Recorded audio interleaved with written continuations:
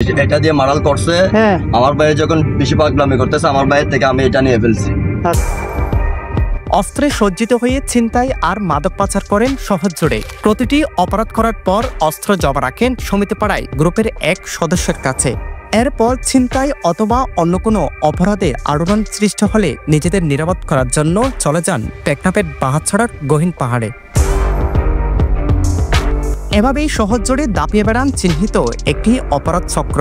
তবে শেষ রক্ষা হয়নি তাদের।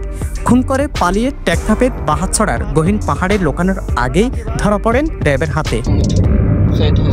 ধরা পড়ার পর র্যাবের কাছে তাৎক্ষণিক স্বীকারোক্তিও দিয়েছেন তারা, যেখানে বর্ণনা দেন পুরো হত্যাকাণ্ডের।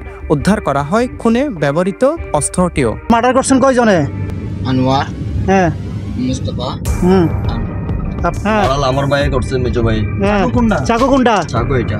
এই চাকুটা কক্সবাজারের একমাত্র হসপিটাল যেখানে রয়েছে ICU, HDU, CCU, NICU, PICU, সংকটাপন্ন নবজাতকের জন্য স্ক্যানো, ক্যান্সারের কেমোথেরাপি সহ চিকিৎসা সেবার সমৃদ্ধ আয়োজন। রয়েছে 24 ঘন্টার জরুরি বিভাগ। দেশসেরা বিশেষজ্ঞ চিকিৎসকের সমন্বয়ে সর্বাধুনিক চিকিৎসা সেবায় আপনার পাশে ইউনিয়ন হসপিটাল। রোববার সন্ধ্যায় কক্সবাজার শহরের পাহাড়তলির বউবাজার এলাকায় অটোরিকশা গ্যারেজের ভেতর মুজিব নামে এক ব্যক্তিকে পিটিয়ে ও ছুরিকাঘাত করে হত্যা করা হয়।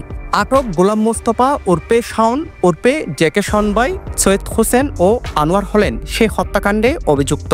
র্যাব 15 টহল দল ছায়া তদন্ত শুরু করে এবং রাত্রেই এই বিষয়ে অভিযান পরিচালনা করে। হত্যাকাণ্ডের পর অভিযুক্তদের গ্রেপ্তারে মাঠে নামে র্যাব। শুরুতে রাতের লাইট হাউস থেকে আনোয়ারকে আটক করা হয়। পরে আনোয়ারের দেয়া তথ্য অনুযায়ী শাওন এবং সৈয়দ হোসেনকে টেকনাফের বাহাতছড়া ইউনিয়নের সামলাপুল এলাকা হতে আটক করা হয়। তারা পাহাড়ে আত্মগোপনের জন্য পালাচ্ছিলেন। র্যাবের দাবি তারা সংঘবদ্ধ অপরাধ চক্র, যারা ছিনতাই, মাদক পাচার সহ সব অপরাধে ব্যবহার করেন অটোরিকশা। সবাই ইজি বাইক চালক, বাট ইজি বাইক চালানোর আড়ালে তারা প্রত্যেকেই অবৈধ অস্ত্র এবং ছিনতাইয়ের সাথে জড়িত। অস্ত্র এটা এখানে কই আছে? কোন জায়গায়? সমাধি পাড়ার এখানে। মামা আছে, মামার এখানে। নাম কি ওনার? করিম। গ্রুপের অন্যতম প্রধান জেকে শন ভাইয়ের স্বীকারোক্তির তথ্যমতে শহর জুড়ে অপরাধ করার পর তারা অস্ত্রগুলো জমা রাখেন কুতুবদিয়াপাড়া এলাকার মোহাম্মদ করিমের কাছে। র্যাব সোমবার ভোররাতে কুতুবদিয়াপাড়ায় করিমের বাড়িতে অভিযান চালিয়ে তাকে আটক করে। এ সময় তার বাড়ি থেকে অস্ত্র উদ্ধার করা হয়। কুতুবদিয়াপাড়াতে অভিযান পরিচালনা করি। ওখানে শীর্ষ সন্ত্রাসী ছিনতাইকারী করিমকে আমরা আটক করি এবং করিমকে আটকের সময় তার সাথে একটি অস্ত্র, এক নালা বন্দুক উদ্ধার করতে সক্ষম হই। অভিযোগ রয়েছে শন গ্রুপের প্রধান আশ্রয়স্থল শহরের রুমালিয়াছড়ার মাটিয়াতলী এলাকার একাধিক মামলার আসামি সন্ত্রাসী সাদ্দাম। সোমবার ভোররাতে সাদ্দামের বাড়িতেও অভিযান চালায় র্যাব। এ সময় সাদ্দামকে আটক করা সম্ভব না হলেও তার বাড়ি থেকে বিপুল পরিমাণ দেশীয় অস্ত্র উদ্ধার করা হয়। তারাবনিয়াছড়াতে সাদ্দাম আছে, আমরা তথ্য পেয়ে সেখানে একটি হানা পরিচালনা করি, যার প্রেক্ষিতে আমরা সাদ্দামের বাসায় যখন হানা পরিচালনা ও পালিয়ে যেতে সক্ষম হয়, বাট তার বাসা থেকে আমরা অনেকগুলো দেশীয় অস্ত্র, ধারালো অস্ত্র উদ্ধার করতে সক্ষম হই। আনুমানিক 10টি রামদা এবং অন্যান্য যে ধারালো অস্ত্রগুলো সেগুলো আমরা উদ্ধার করতে সক্ষম হয়েছি। আসামিদের প্রাথমিক স্বীকারোক্তির উদ্ধৃতি দিয়ে র্যাব বলছে মাত্র 5,000 টাকা জনিত বিষয় নিয়ে অটোরিকশা চালক মুজিবুর রহমানকে খুন করে তারা।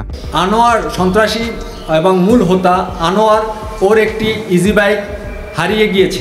সেই ইজি বাইকটা ভিকটিম মুজিব 5,000 টাকা দিয়ে ছাড়িয়ে নিয়ে আসছে, কিন্তু হত্যাকারী আনোয়ার এবং তার ভাই তারা মিলে ওই ইজি বাইকটা আবার ভিকটিম মুজিবের কাছ থেকে জোর করে নিয়ে যায়, বাট ভিকটিম মুজিবকে 5,000 টাকা দিতে অস্বীকার করে। তো ভিকটিম মুজিব যখন এই 5,000 টাকা আবার তাদের কাছে বারবার চাচ্ছিল, এইটা নিয়েই বাক বিতণ্ডার সৃষ্টি হয় এবং এক পর্যায়ে মারামারি এবং সর্বশেষ ছুরিকাঘাতে মুজিব নিহত হয়। শাওনের মতো পর্যটন শহর জুড়ে কয়েকশো অপরাধী প্রকাশ্যে ঘুরে বেড়াচ্ছে। আইনশৃঙ্খলার নিয়ন্ত্রণে না থাকায় তাদের দাপট দিন দিন বেড়েই চলেছে। ফলে ঠুনকো বিষয় নিয়েও খুনোখুনি বেড়ে যাচ্ছে শহরে। এসব অপরাধী নিয়ন্ত্রণের কঠোর অভিযানের দাবি সাধারণ মানুষের। একই সাথে এসব অপরাধীদের যেসব রাজনৈতিক নেতা ব্যবহার করছেন তাদেরকেও চিহ্নিত করে আইনের আওতায় আনার দাবি সচেতন মহলের। সাজু বড়ুয়া, সাজু, পেনুয়া নিউজ।